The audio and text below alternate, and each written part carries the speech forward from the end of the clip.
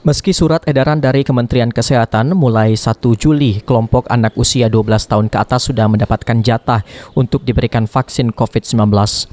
Namun Dinas Kesehatan Kabupaten Musirawas masih memprioritaskan vaksinasi COVID-19 untuk kelompok lanjut usia atau lansia. Karena lansia rentan terhadap penularan COVID-19, terlebih saat ini jumlah kasus COVID-19 meningkat tajam.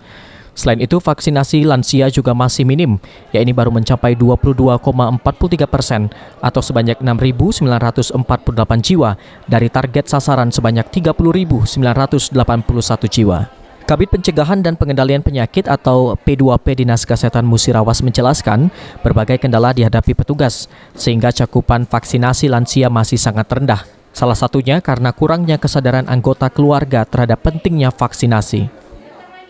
Ini virus ini masih meningkat tajam, kejadian kasus penularan sangat tinggi, resiko penularan tinggi. Jadi kita ingin melindungi orang-orang yang rentan dulu.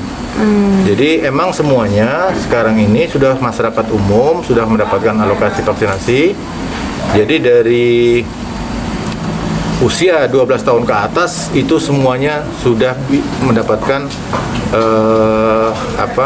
vaksinasi. Itu secara namun dengan demikian kita tetap kami mengharapkan agar masyarakat rentan dulu, karena case fatality rate atau angka kematian COVID ini tinggi pada orang-orang yang lansia. Untuk itu, Dinkes mengharapkan masyarakat usia 50 ke atas dapat segera mendatangi unit layanan kesehatan agar bisa diberikan vaksin COVID-19.